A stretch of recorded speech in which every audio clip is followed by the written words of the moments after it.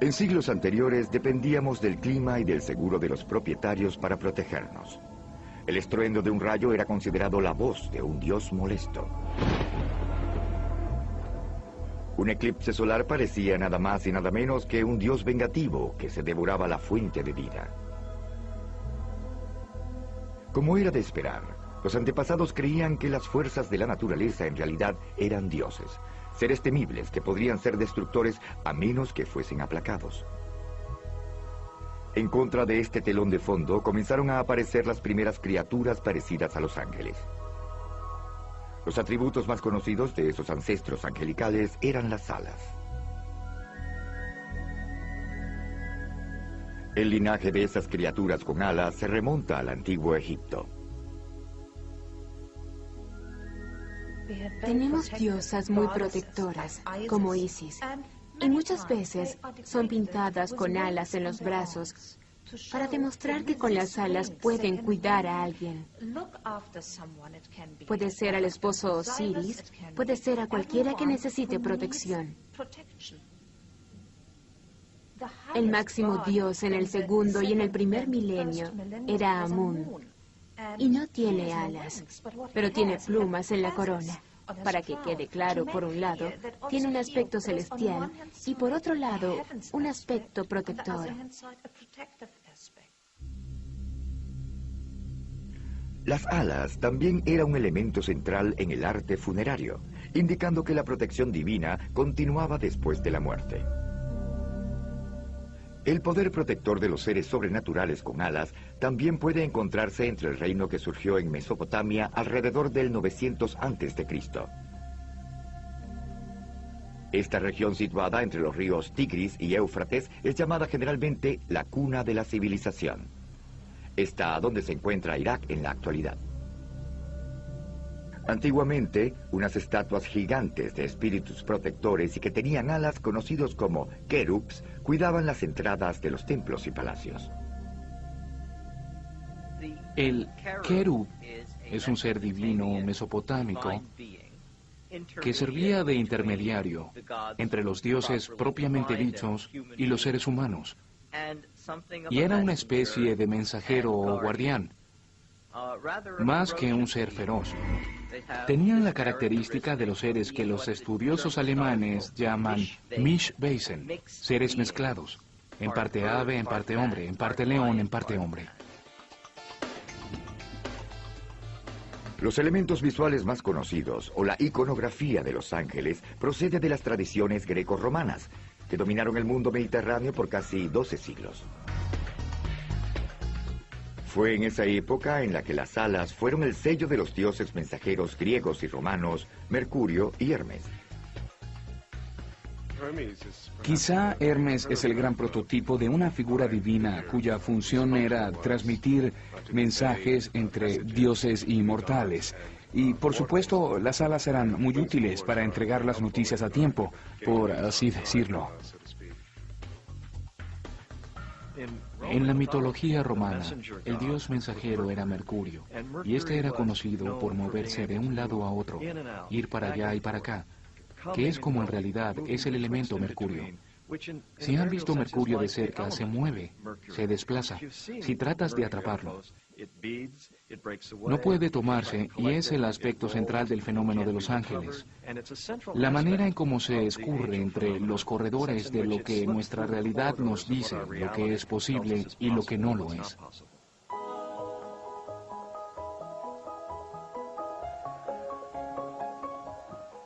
Las alas también simbolizan la emoción de la conquista. En el mundo grecorromano, el triunfo era representado por las diosas Nike y Victoria.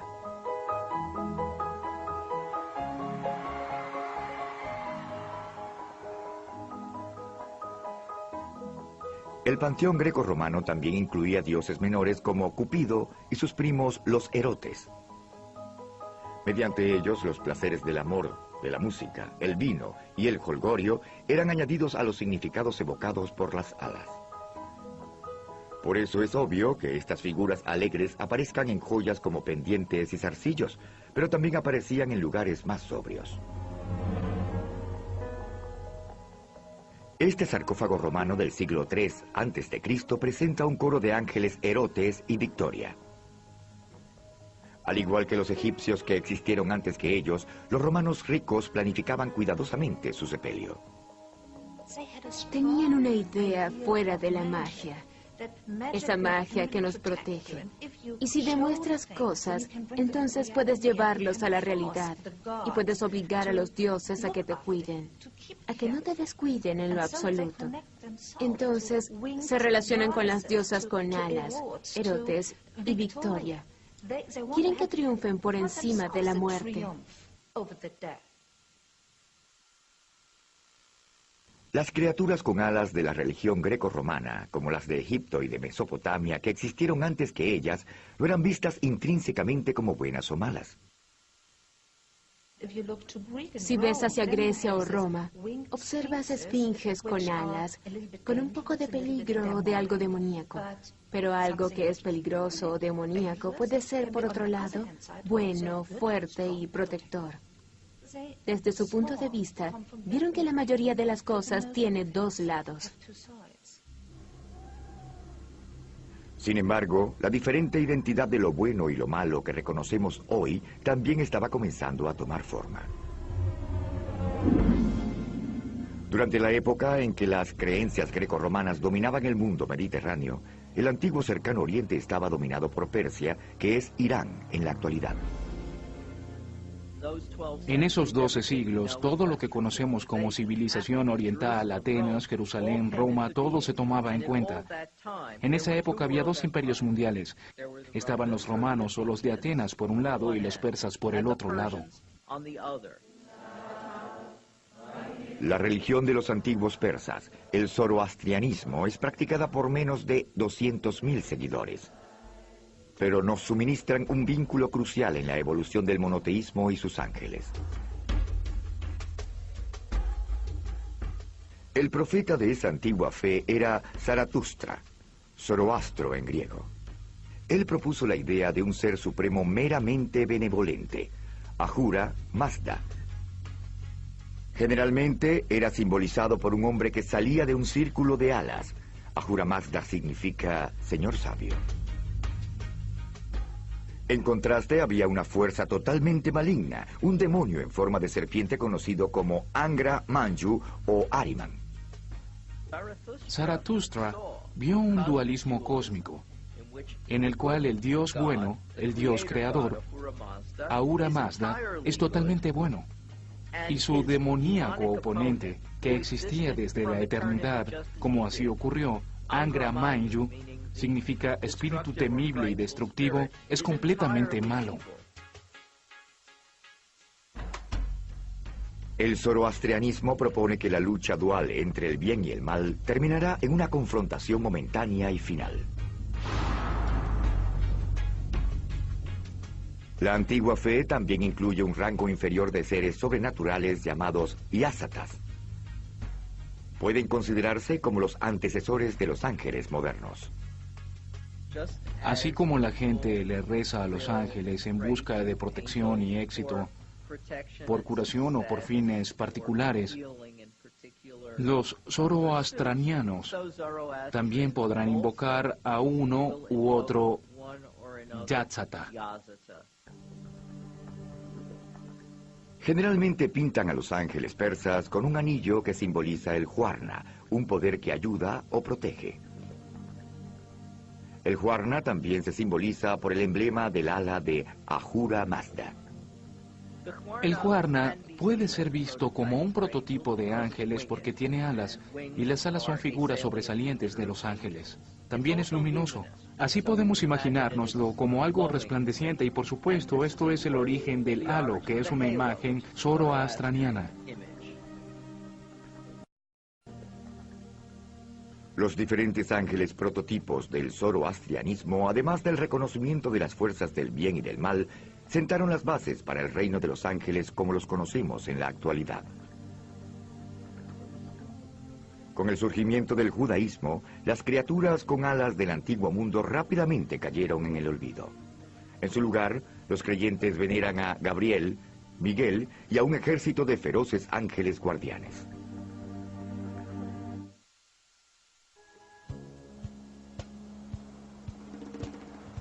En casi toda la historia humana, nuestros nerviosos antepasados se consolaban adorando múltiples dioses. Fue en los pequeños reinos de Israel y Judea en los que la gente puso su fe en las manos de un dios. Luego, conocidos como judíos, empezaron a escribir sobre sus creencias alrededor del 1000 a.C., 10 siglos antes del nacimiento de Jesús.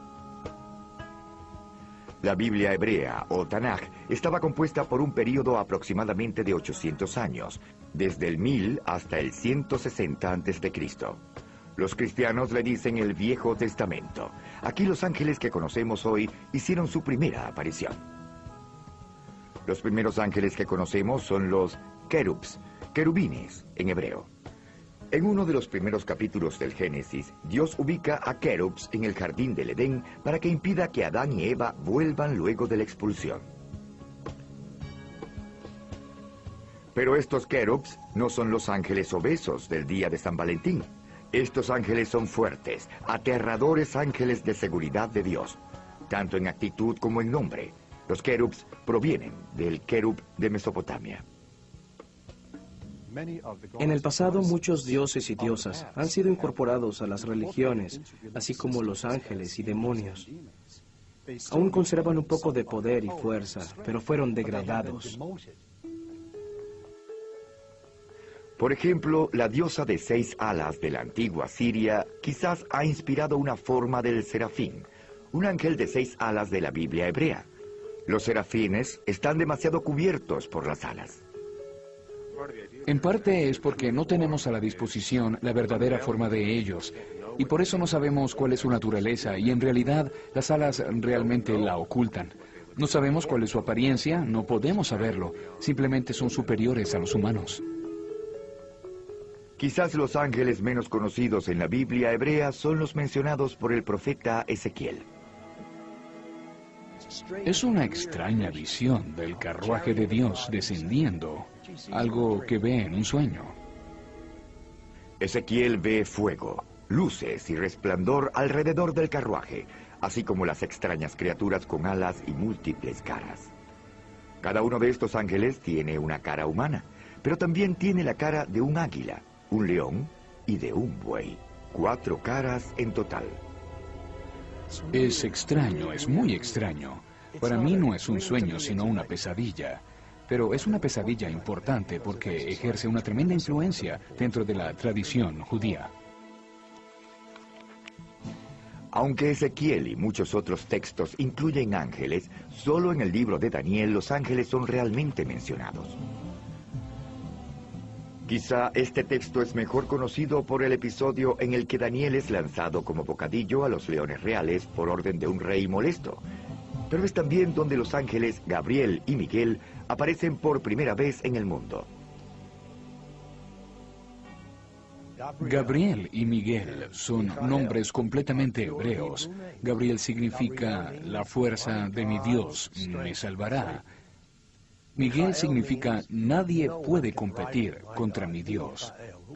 Miguel, ¿quién se parece a mi Dios? Luego estos nombres adoptaron una pronunciación distinta. Por primera vez, Gabriel asume el papel de mensajero preeminente de Dios. En Daniel, él anuncia el plan de Dios para acabar con los babilonenses. Miguel, que está preparado para apoyar a Gabriel con un poco de fuerza, hace su primera aparición como el ángel fuerte de Dios. Pero Gabriel y Miguel son las excepciones. No hay más nombres de ángeles incluidos en la Biblia hebrea. Existe el deseo absoluto de mantener al ángel con una sola función. Una sola función. Es el mensajero de Dios, no es una entidad de él o de ella. Hay un gran peligro al comenzar a dar nombres y entidades a los ángeles, como si Dios necesitara ayuda, como si Dios necesitara a alguien que hiciera el trabajo por él. Se avanza hacia la pureza del monoteísmo, que es la creencia en un solo Dios. La idea central de un Dios supremo y único también determinó el punto de vista del demonio en la Biblia hebrea. No había ninguno. En hebreo no hay ningún equivalente para demonio, y no hay ningún equivalente al concepto actual de Satanás, que significa ángel malo o el jefe de la tropa de los ángeles malos. Satanás, que está en toda la Biblia, se considera un enemigo de Dios. La palabra hebrea Satanás en realidad significa adversario, la descripción del empleo, no del nombre. En el Tanaj, Satanás pertenece al círculo interno de los ángeles. Es adversario de los seres humanos, no de Dios. Satanás parece una especie de abogado acusador en el cielo, que reúne evidencia en contra de un individuo como Job, por ejemplo, y luego le lleva las pruebas a Dios. Los ángeles se reúnen ante Dios en algo parecido a una conferencia que llevan a cabo las figuras más importantes del cielo semanal o mensualmente. Dios les pregunta, ¿qué me vas a decir? ¿Qué has hecho? Y los ángeles les cuentan lo que hicieron. Y luego Dios siempre recurre a Satanás y le dice, ¿y qué me dices tú?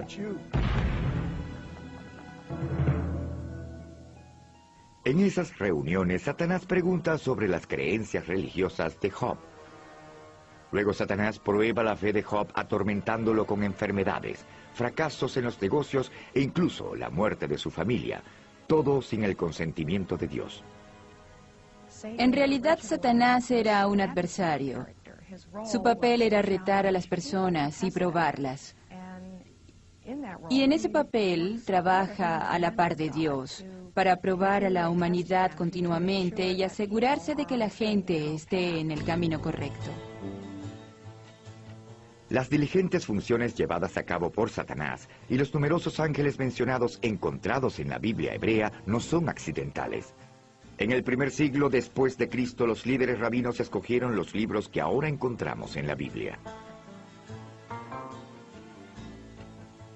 Excluyeron intencionalmente un gran número de textos judíos en los cuales los ángeles demoníacos y algunos de los llamados ángeles realizaban papeles llamativos. Las obras rechazadas por los rabinos se conocen como los apócrifos, literalmente los libros ocultos. Es interesante. La palabra apócrifos quiere decir para nosotros textos dudosos. No merecen ser creídos, no son creíbles. Por lo tanto, en el mundo antiguo, los textos religiosos tenían muchos informes de ángeles y el hecho de que esos informes dejaron de ser entregados como oficiales no significa que desaparecieran. Muchos de estos libros ocultos le pedían prestados personajes a la Biblia hebrea. Sin embargo, las historias apócrifas adornan las historias bíblicas, variando en ángeles y demonios. Entre los más conocidos está el libro de Enoc. ¿Quién es Enoc? En la Biblia hebrea aparece en 3 oraciones. 3 oraciones. Decía que una de las ancianas había dado a luz un hijo llamado Enoc. Y dice de la manera siguiente: Enoc vivió 365 años.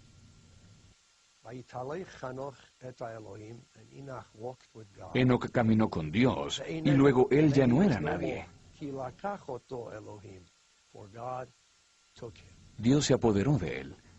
Es un pasaje muy extraño.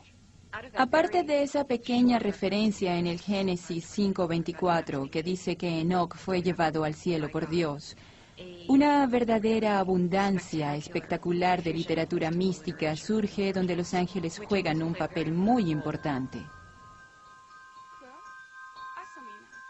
En el primer libro de Enoc, las mujeres terrenales llamaban la atención no esperada de los ángeles lujuriosos.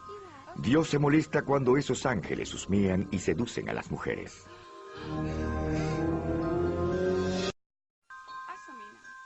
En el primer libro de Enoc, las mujeres terrenales llamaban la atención no esperada de los ángeles lujuriosos.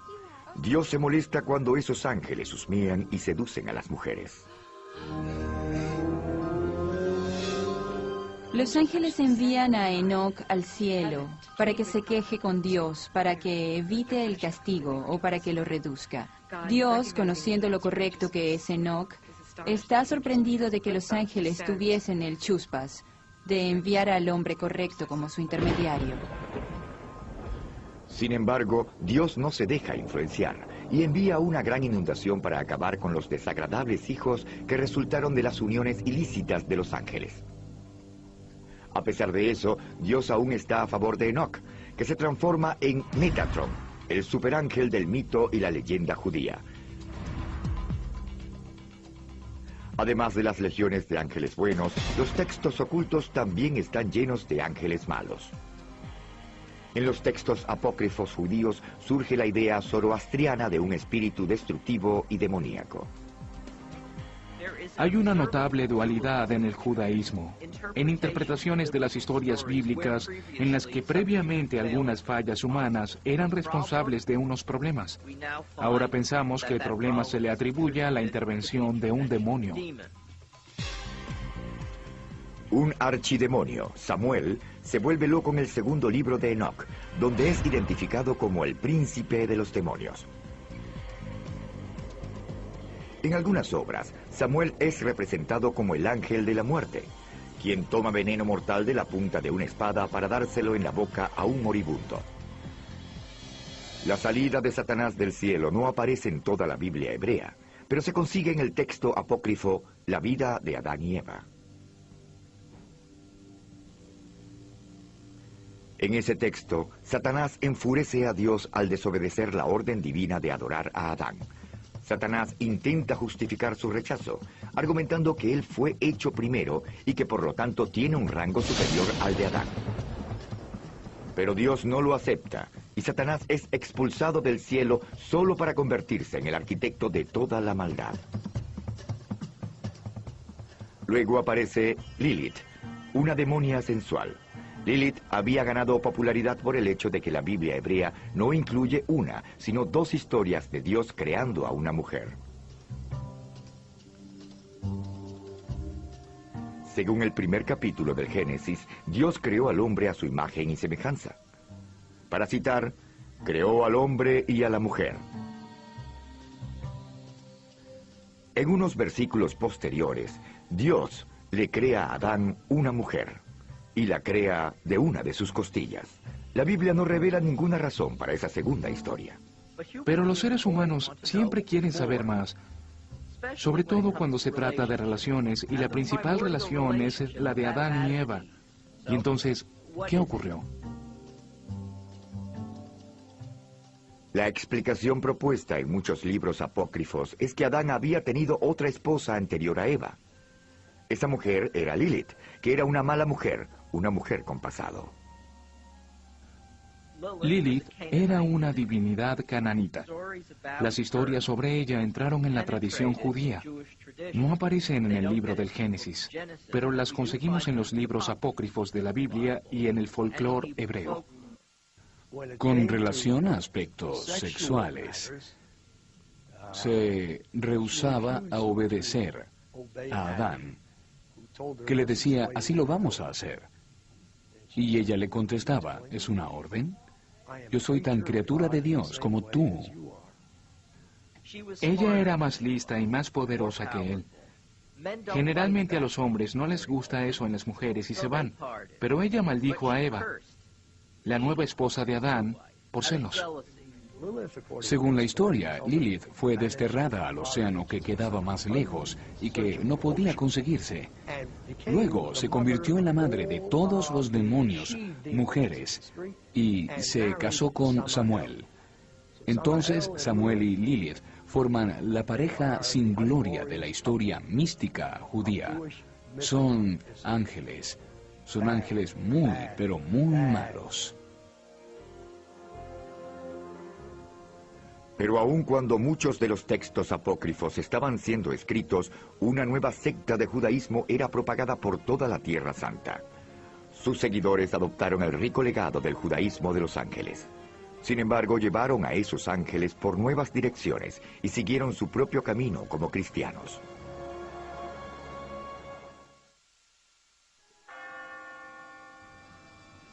Al menos desde el exterior es fácil confundir una religión estadounidense con una europea o una cristiana. Pero en su nacimiento y en los años de formación, el cristianismo era una religión mediterránea. surgió en un vecindario mezclado de influencias judías, greco-romanas y zoroastrianas. Los ángeles cristianos reflejan esa mezcla. Cuando los seguidores de Jesús se alejaron del judaísmo para practicar lo que se convertiría en el cristianismo, se llevaron el Viejo Testamento y a los ángeles. Gabriel, el ángel mensajero del libro de Daniel, tiene el mismo papel en el Nuevo Testamento.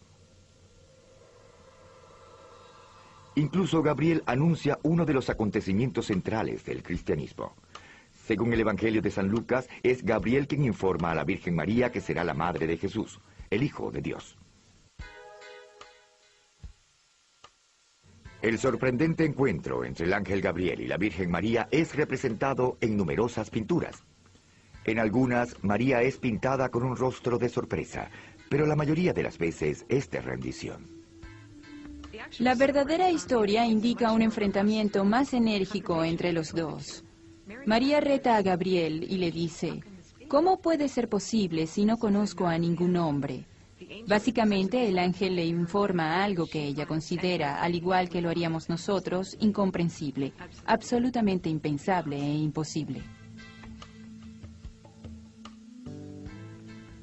Debido a la importancia de Gabriel para el cristianismo, quizás es sorprendente que también asuma un papel en la mitología griega. En esa mitología, el dios Hermes escoltó a las almas de los muertos al cielo. La idea es que la transición de esta vida al próximo mundo es un viaje peligroso. Y es comprensible que debido a los peligros del viaje, es muy importante que haya un guía angelical. Y en el cristianismo, esa es una tarea del ángel Gabriel. En esta escultura medieval, Gabriel baja del cielo hasta la Virgen María que reposa en su lecho de muerte. Luego él vuelve al cielo arrastrando su alma. Estas imágenes tienen sus raíces en la época antigua. Querías ser protegida por alguien cuando llegaras al punto más peligroso y difícil de tu vida, que es la muerte. Y era representado en todas las culturas, con criaturas con alas, con seres con alas. Y creo que era obvio que el cristianismo se apoderó de eso. Es obvio que los primeros cristianos también recurrieron a la Biblia hebrea, reinterpretando historias como la evocadora visión de los ángeles según Ezequiel. Este los describió como figuras humanas, pero con 4 rostros, uno humano, y los otros eran de un león, un buey y un águila. En esas 4 caras, los cristianos encontraron símbolos de los 4 escritores del Evangelio: Mateo, Marcos, Lucas y Juan. Los primeros teólogos cristianos también adoptaron libros apócrifos del judaísmo, a los que les dieron un estatus completo de textos canónicos y sagrados. El ejemplo más destacado es el libro de Tobías, con su personaje central, el arcángel Rafael. Rafael sirve como mentor y guía de Tobías, el hijo de Tobit, a quien le encomiendan una difícil tarea: esforzarse para encontrar un remedio para la ceguera de su padre.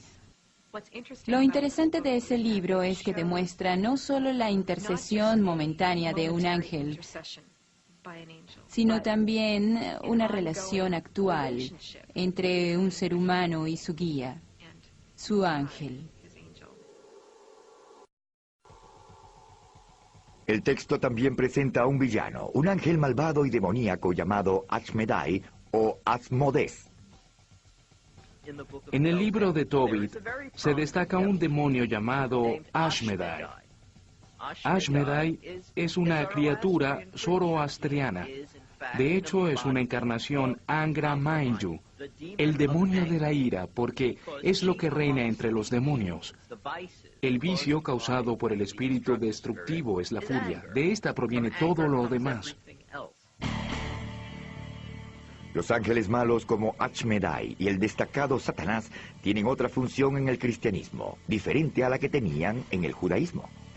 A medida que el tiempo pasa, Satanás asume una función mucho más negativa y mucho más diabólica. Es pues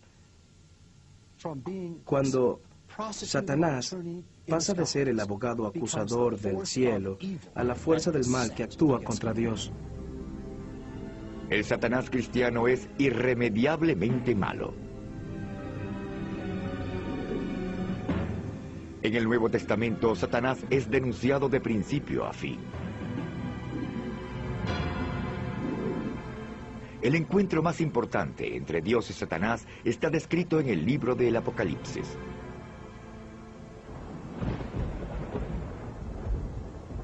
El sol escupe llamaradas que incineran el mundo. Terremotos acaban con las montañas desde el fondo y el cielo comienza a caer.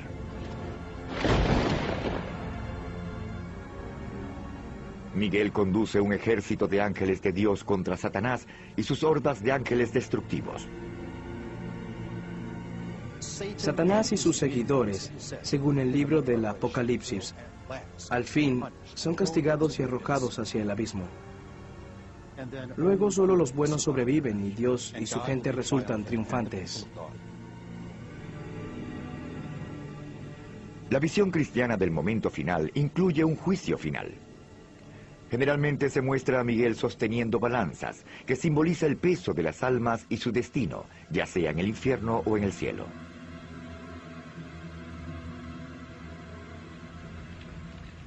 Durante siglos, los teólogos cristianos han escrito bastante sobre la naturaleza de los ángeles. Entre las obras que ejercieron más influencia estaba un texto del siglo IV, la jerarquía celestial. La jerarquía celestial es importante para nosotros porque establece detalladamente 9 clases de ángeles. Los cielos están divididos en 3 jerarquías y 3 niveles en cada jerarquía. Cada jerarquía tiene un nombre, un tipo de ángel con sus obligaciones específicas.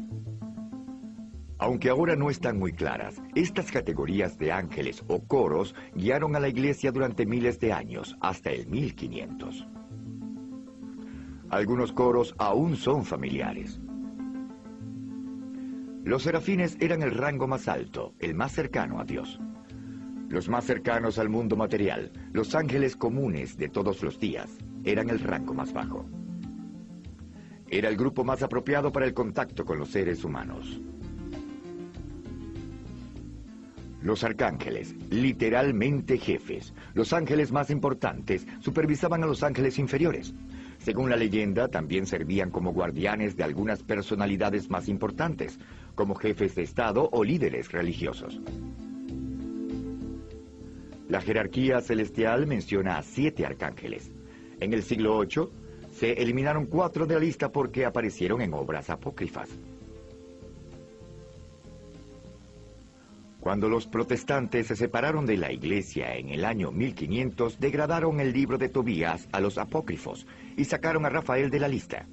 Actualmente Rafael y el libro de Tobías solo se consiguen en la versión católica del Viejo Testamento. Pero los ángeles y los demonios no eran exclusivos de los textos religiosos, también aparecieron en las obras literarias. Uno de los libros con más influencia, cuyo tema eran los ángeles, era El Paraíso Perdido, un poema épico escrito por John Milton a finales del 1600.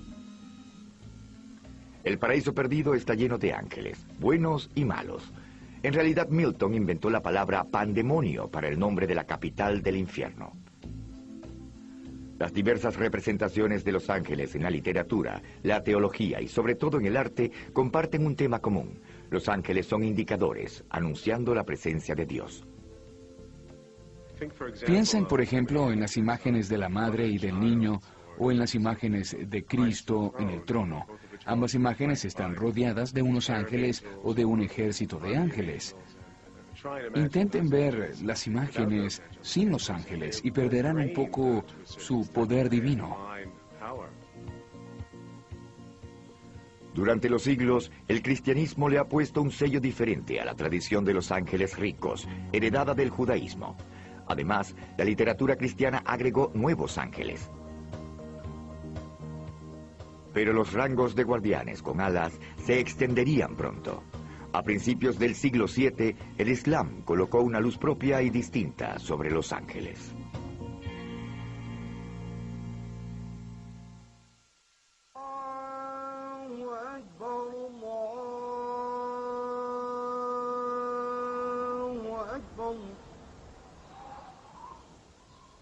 Hasta hace poco, la religión de 1 millardo de musulmanes era un misterio para la mayoría de los estadounidenses. Y actualmente una sombra de miedo y sospecha ha sido colocada sobre el rostro del Islam. A pesar de algunas diferencias fundamentales, el Islam comparte un ancestro común con el cristianismo y el judaísmo.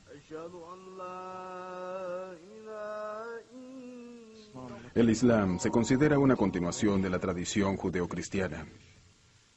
Cuando lees sobre el Corán, hay constantes referencias a la Biblia hebrea y al Nuevo Testamento.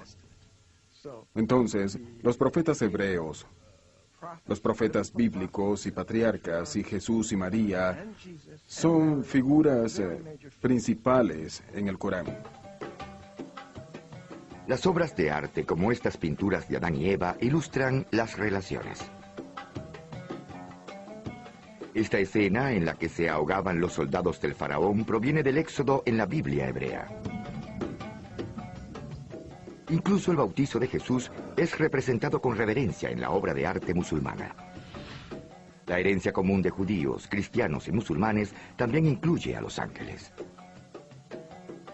En el Islam se cree en los ángeles. Es uno de los principios. Son las características del creyente. Cree en Dios y en el libro, y cree en los ángeles. Por lo tanto, no son secundarios, son centrales.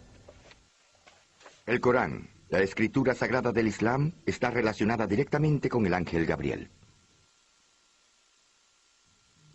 Gabriel, o Jibrael, como se dice en árabe, es el ángel de la revelación. Y es Gabriel quien le recita el Corán a Mahoma. Recuerden que Corán significa en árabe Gorán, Algorán, la recitación. Gabriel juega un papel sumamente fundamental como el ángel que le lleva el Corán a Mahoma y le anuncia que él es el profeta, que él va a ser el recitador del mensaje de Dios. Es Gabriel quien escolta a Mahoma en lo que se llama el viaje nocturno, un peregrinaje épico por los cielos. En cada etapa, el ángel anima al profeta. Al final, Mahoma se queda a solas, cara a cara con Dios.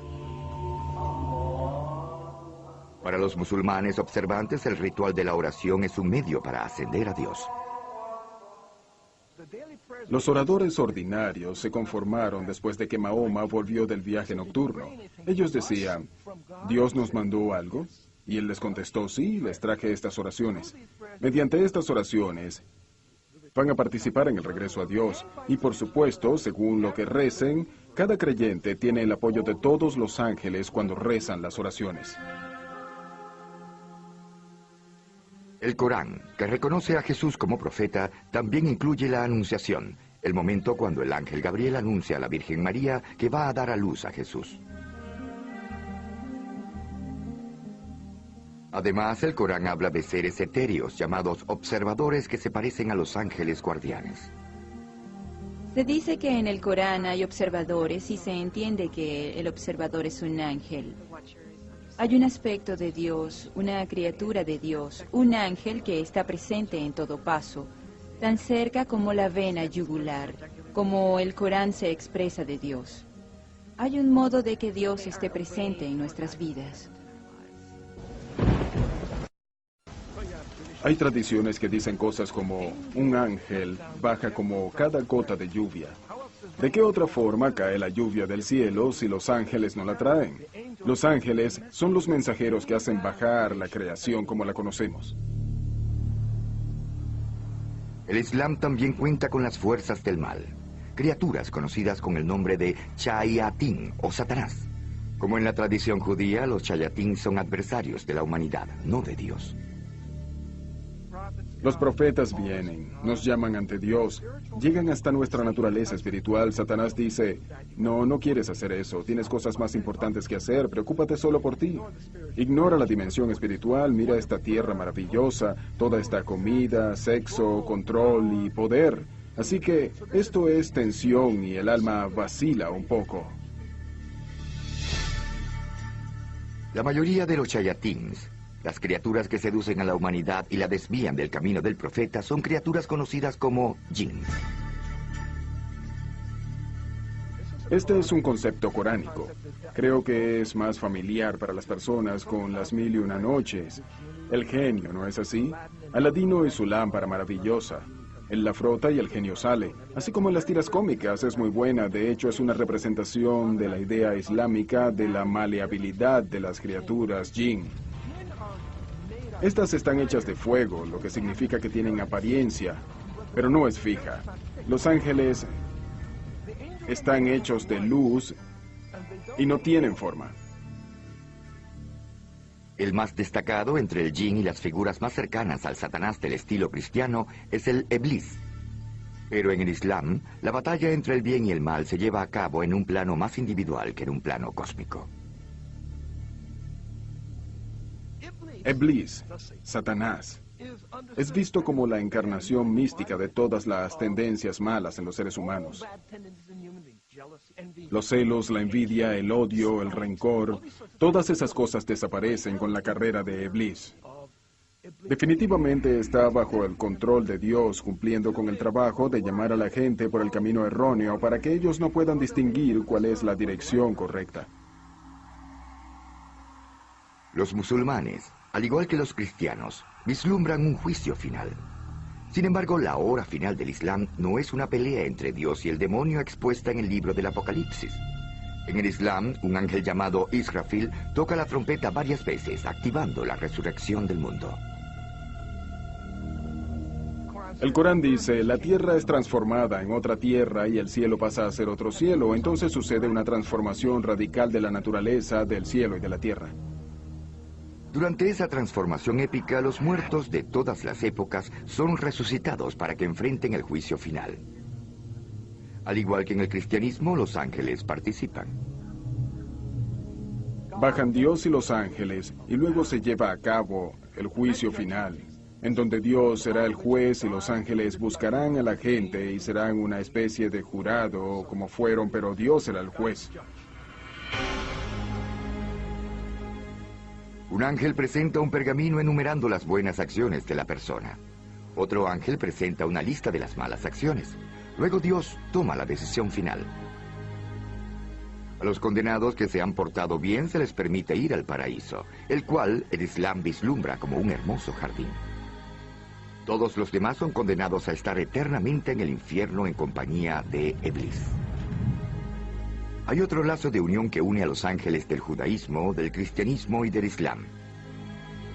Generalmente los ángeles contactan a las personas solo cuando los ángeles son muy buenos y están preparados. Sin embargo, no pasará mucho tiempo antes de que otros seguidores de esas religiones diferentes surjan con la misma tentadora idea: usar magia para invocar a los ángeles cuando y donde ellos quieran.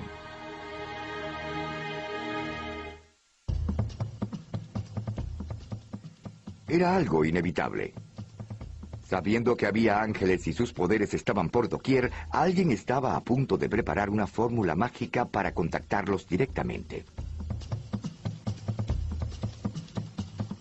Muchos de los hechizos mágicos y encantamientos que evocan a los ángeles tienen sus raíces en historias de los libros apócrifos judíos, llamados libros ocultos. Uno de ellos, el libro de Raziel, lleva su título por un ángel cuyo nombre significa secreto de Dios. Aunque el texto apareció por primera vez en la época medieval, la leyenda dice que se remonta a principios de la creación y hasta a la época de Adán. Según la tradición, esa leyenda mágica que poseemos hoy y que ha penetrado en muchos textos y rituales mágicos y en nuestras creencias sobre los ángeles, regresa al libro original, el único libro escrito totalmente en el cielo y entregado a Adán, el verdadero primer libro. Este contiene un alfabeto mágico para invocar a los ángeles y contiene muchos encantos para pedirle a los ángeles que realicen algunos experimentos mágicos. Algunos de los hechizos mágicos más populares provienen de una sorpresiva fuente: el rey Salomón, jefe de los hebreos durante 40 años en el siglo X a.C.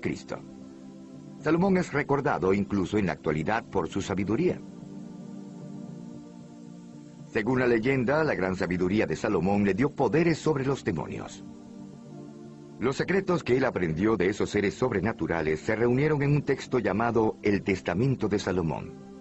Tanto los judíos como los cristianos utilizaron sus encantos. Se decía que varios textos mágicos habían sido escritos por Salomón y estaban circulando y siendo usados por gente que quería invocar a algunas presencias para que los ayudaran a encontrar objetos perdidos, tesoros enterrados, curar enfermedades, conceder bendiciones, hacer maldiciones y esas clases de hechizos.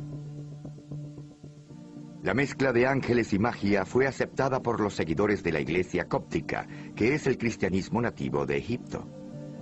Aunque creían en Dios, los cristianos de Egipto también estaban determinados por las religiones antiguas de los faraones.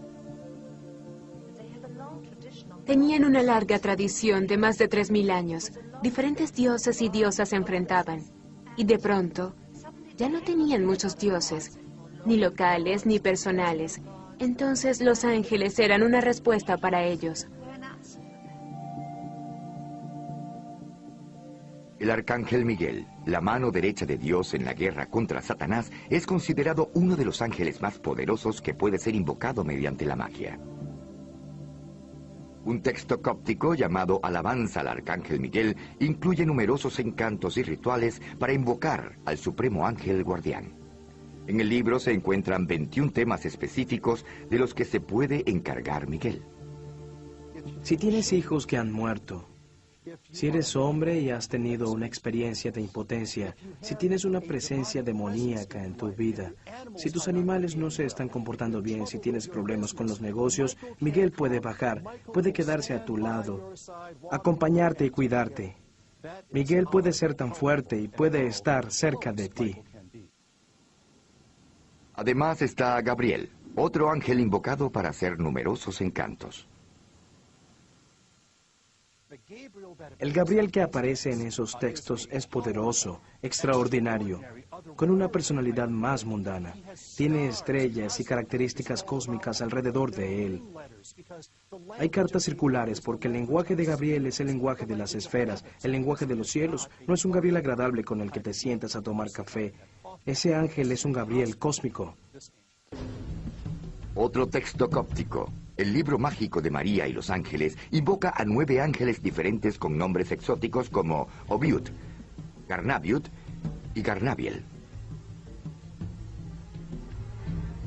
Algunas veces los nombres son locos e inusuales. No sabemos de dónde vienen, pero después de todo son criaturas locas e inusuales, por lo tanto, a veces tienen nombres espectaculares e inusuales, y por lo tanto están aquí. El texto por sí solo, escrito en el idioma cóptico antiguo de Egipto, invoca a los 9 ángeles en grupos de 3. Obiud, Garnabiud y Garnabiel, los 3 ángeles guardianes que cuidan el cuerpo de Jesús,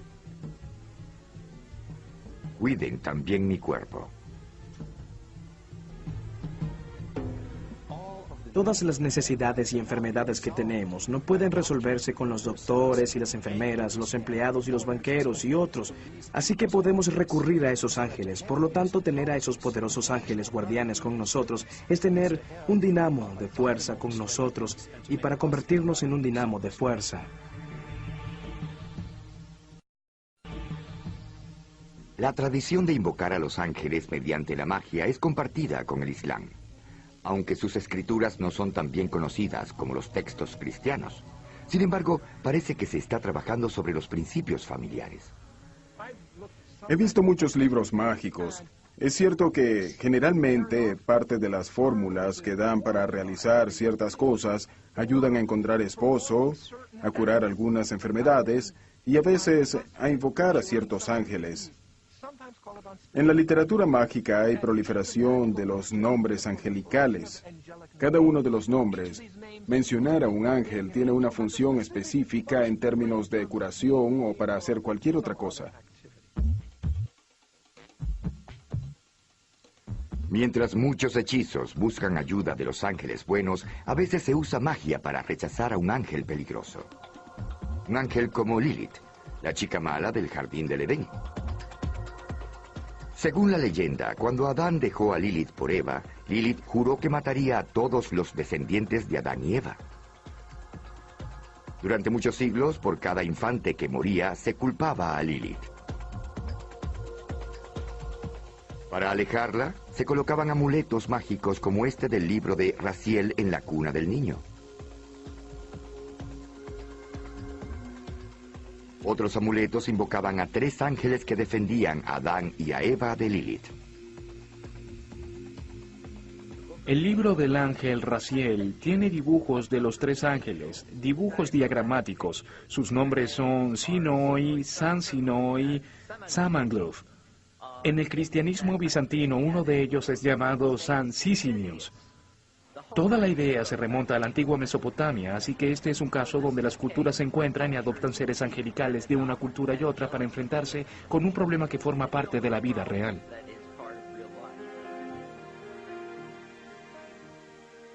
Incluso actualmente se dice que los ángeles intervienen cuando la vida de un niño está en peligro. Simplemente pregúntele a la familia Derrick en Chapin, Carolina del Sur. Como la mayoría de los niños de 5 años, a Kenley le encanta jugar. Es difícil creer que pasó sus primeros días en la Tierra luchando entre la vida y la muerte, ya que nació 3 meses antes de lo esperado. Generalmente, uno de 4 bebés en la condición de Kenley muere. Tenían un neonatólogo que habló con nosotros y nos habló sobre los riesgos. Fueron muy claros sobre lo que pasa en el peor de los casos cuando se está en esa situación. Entonces, lógicamente que nos asustó mucho.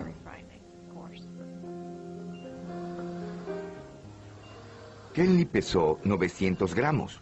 Fue colocada en una incubadora a temperatura controlada y conectada a muchos monitores. Si dejaba de respirar o si el corazón dejaba de latir, el monitor se apagaba. En ese momento entrábamos en pánico. Las enfermeras iban a ver y no había nada. Luego venían, le golpeaban el pie, todo volvía a la normalidad. Y ella empezaba a respirar. Pero estábamos muy asustados. No sabíamos qué pensar ni qué esperar. Para Sherry y Rocky Derrick, solo había una tarea más difícil que ver a Kenley en su lucha por vivir. Tener que dejarla todas las noches en el hospital.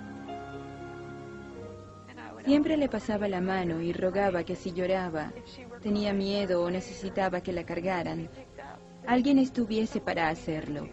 Y que si las enfermeras o los médicos estaban muy ocupados, Dios la cargara para que ella sintiera que unos brazos la estaban cuidando. Luego de estar 10 semanas en el hospital, Kenley se fue a casa. Sin embargo, fue a la edad de 3 años que su médico dijo oficialmente que era saludable. También le decía la bebé milagro. Fue luego cuando la familia sospechó que Kenley había tenido unos inesperados amigos de las alturas durante esos primeros días peligrosos. Esa idea hizo que Kenley le preguntara a su madre por los ángeles que cuidan a los niños. La pregunta fue que si recordaba que los ángeles me habían cuidado, porque ella cree que todos tenemos ángeles que nos cuidan. Ella dijo que recordaba a los ángeles que la cargaron cuando ella era una bebé. También recuerda que eran hermosos y muy suaves, y que la cargaron. Los encuentros con los ángeles, misteriosos y sobrecogedores, como el mencionado por Kenley Derrick, se remontan a miles de años, a la época bíblica. Pero durante los últimos 500 años, la ciencia y la industria siguen cautivando la imaginación de la humanidad. La fe en las criaturas con alas ha desaparecido. Los ángeles y los demonios han sido degradados a un mundo dirigido por los dioses de la tecnología.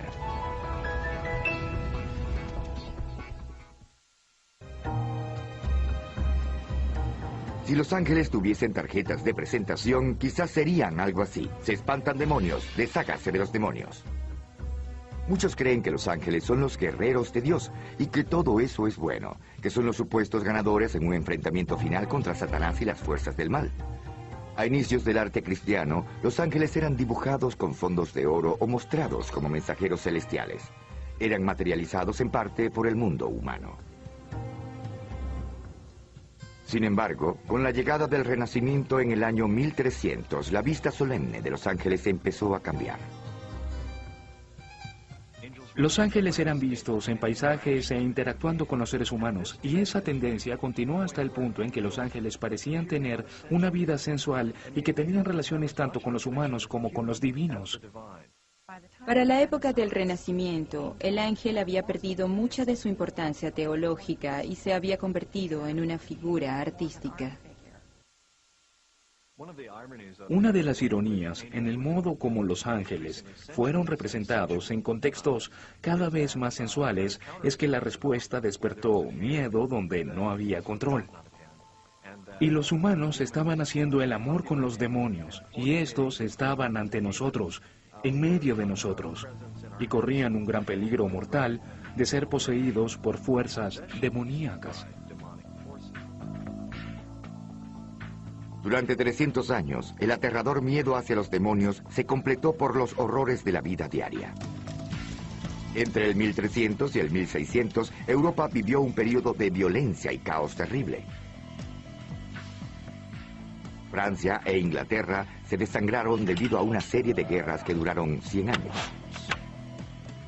La peste negra causó estragos en Europa, causando la muerte de 1/3 de la población. Parecía que los demonios estuvieran por todo el mundo, para tentar a la gente, para que se descarriara. Satanás estaba suelto en todos lados. Era un verdadero enemigo, y parecía que los ángeles buenos se habían retirado.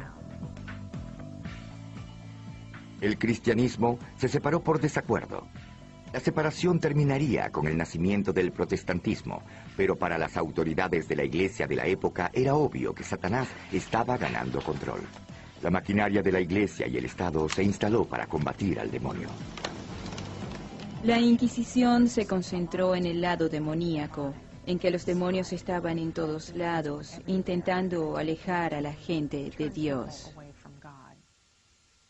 En retrospectiva, podemos ver que la Inquisición estaba casi poseída por todas las fuerzas, de las que intentaba proteger a la gente todo ese tiempo.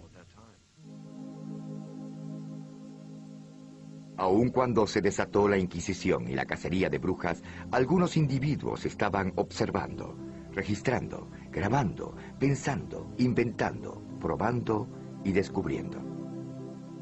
El empirismo, el nuevo punto de vista científico del mundo, ayudó a calmar la creencia en los demonios. Pero en el proceso, la antigua ciencia de los ángeles también fue considerada.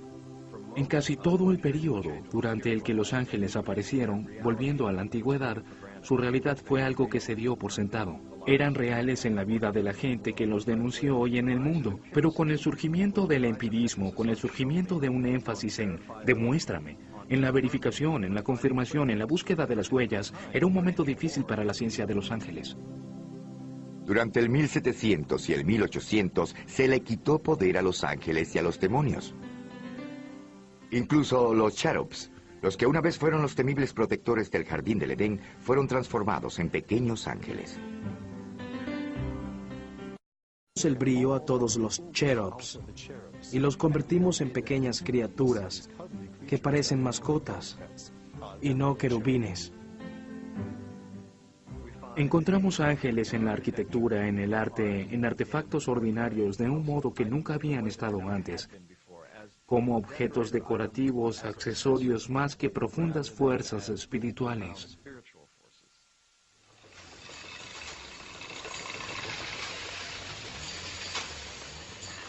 Con cada siglo que pasa, con cada avance científico o industrial, los ángeles fueron degradados y pasaron a ser irrelevantes.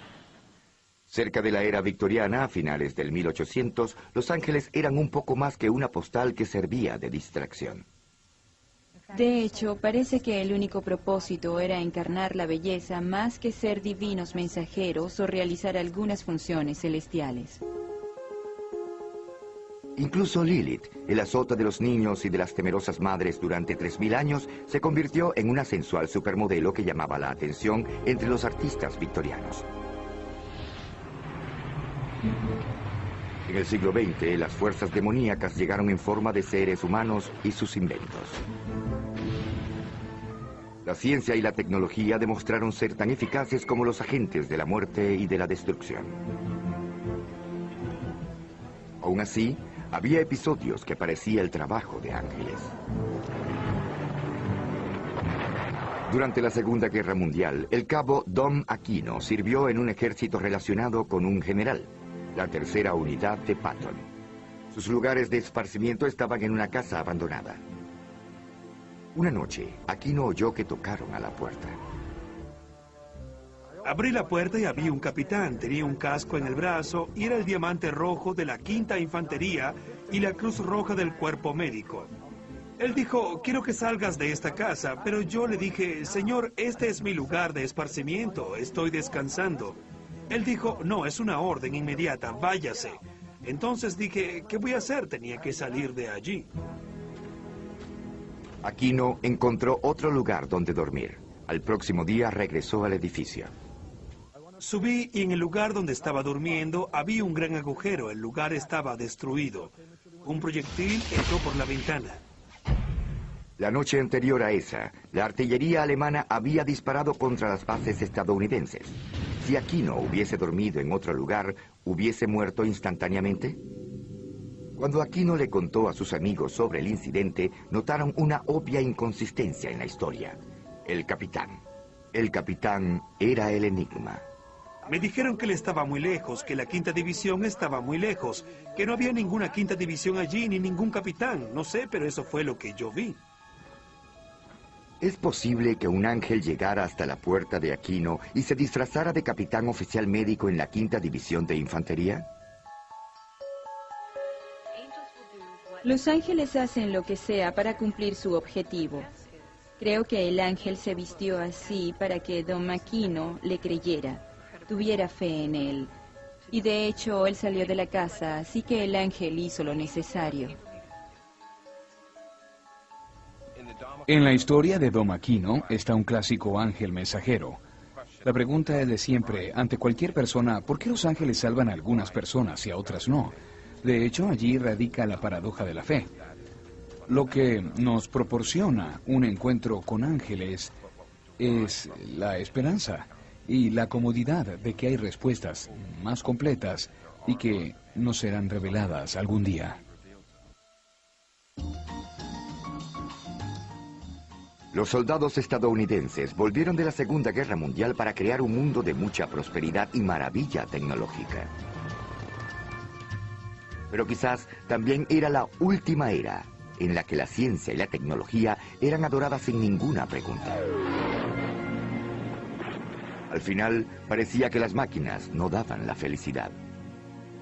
A medida que transcurría el siglo XX, la humanidad comenzó a desatar las fuerzas de la maldad.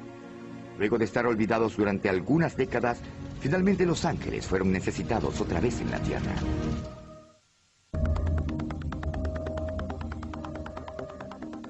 Algunos logros validaron nuestra fe en la ciencia y en la industria más que en el programa espacial. Finalmente pudimos llegar al cielo, hogar de los ángeles. Una de las preguntas es, ¿qué papel podrían tener los ángeles o los demonios en un mundo científico? ¿Qué papel podrían tener los ángeles en un mundo en que hemos explorado los cielos y sabemos que los ángeles no parecen vivir aquí?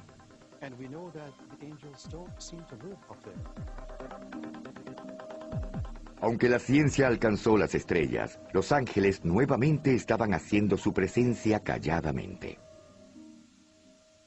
Una de las más impresionantes historias sobre ángeles de la época moderna surgió en Firthorn, una bahía lejana en las costas del norte de Escocia. A mediados de 1960, Peter, Eileen, Caddy y Dorothy McLean sembraron un pequeño jardín en Firthorn. Más tarde llegaron otros. Firthorn fue visto como un experimento en cooperativa entre los seres humanos y los reinos de los ángeles y los espíritus de la naturaleza. McLean dice que hizo contacto con una especie de ángel de jardines que estaba en Firthorn, así como con los espíritus de las especies individuales de las plantas. Sin embargo, los ángeles de los jardines no se parecían en nada a los ángeles del Renacimiento. Para mí un ángel no se presenta de una única forma. Un ángel puede estar aquí y allí al mismo tiempo, así como la calidad de alegría que hay entre tú y yo y todo lo demás, y al otro lado del mundo como todo lo demás. El suelo productivo en Findhorn era de un tamaño legendario. Los repollos llegaban a pesar casi 18 kilogramos. Las plantas con flores alcanzaban a los 2 metros, el doble de la altura normal. Los científicos estaban perplejos. Los demás granjeros de la región no podían tener los mismos resultados. No había ninguna explicación científica aparente para el extraño florecimiento de la vegetación en esa comunidad. Sin embargo, hubo una explicación perfecta si se acepta la idea de ángeles y espíritus. Es como si la naturaleza dijera, mira, aquí estoy.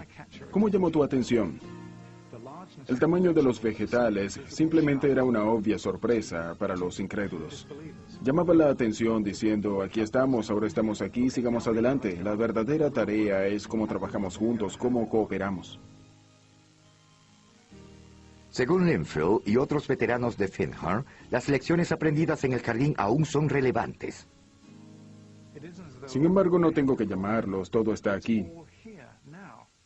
Por ejemplo, si cerrara los ojos, ¿te irías? No, abriría los ojos y allí estarías. Es igual con el ángel de los jardines, igual que con cualquier presencia angelical, es el acto de oír, ver y reconocer.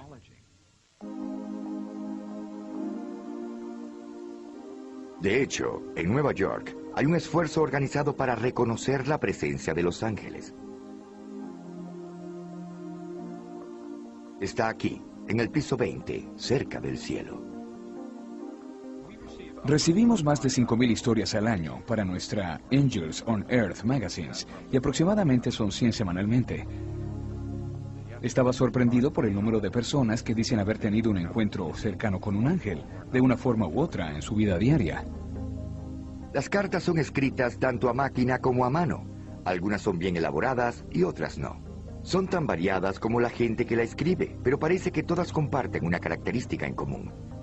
La persona que nos escribe sabe que va a contar algo que es increíble. Automáticamente la gente sabe que debe probar que está cuerda cuando comienza a contarnos una historia sorprendente. Los ángeles pueden adoptar cualquier forma concebible que convenza al ojo humano. Se nos han presentado como ráfagas de viento, melodías musicales e incluso como destellos en una noche de verano. Una manifestación angelical es más variada de lo que se pueda imaginar. Había una joven mujer, una policía que estaba en medio de un terrible tiroteo. Siempre le rezaba a San Miguel y se le apareció tal como sale en los cuadros, con botas, espada, peto, alas, en un estilo muy tradicional. Recuerdo una historia que envió un lector. Estaba en su bicicleta e iba por un camino montañoso. Iba muy rápido. Vio hacia arriba y miró algo que le pareció ser un grupo de ángeles que lo estaban viendo. A pesar del predominio de los ángeles y las historias sobre encuentros con ángeles, algunos acontecimientos sugieren que la batalla entre el bien y el mal aún no termina. Muchos creen que el impulso angelical reside en cada uno de nosotros y que estamos en la línea defensiva frente al demonio. Por nuestra naturaleza tenemos el potencial de ser ángeles. ¿Y qué es un ángel? Mi concepto de ángel es alguien que hace el bien a otra persona de manera muy desinteresada. No es porque él o ella espera una recompensa. Eso mismo es ser un ángel. Es posible que los ángeles sean reales, tienen una especie de existencia independiente, autónoma. Si es verdad, sería irracional que exista la necesidad de interrelacionarse. Quizá no sean reales y quizás el humano necesita una serie de proyecciones o una añoranza espiritual para no sentirse solo en el universo. Podrían ser las dos cosas. ¿En verdad existen los ángeles y los demonios? Y si es así, ¿cuál es su verdadero propósito? Sean reales o no, parece claro que estas criaturas fantásticas son algo más que simples mensajeros del cielo. Para muchos representan los mejores y los peores impulsos de la humanidad, una lucha actual entre el bien y el mal, una batalla que es librada diariamente en todo el mundo y dentro de cada individuo.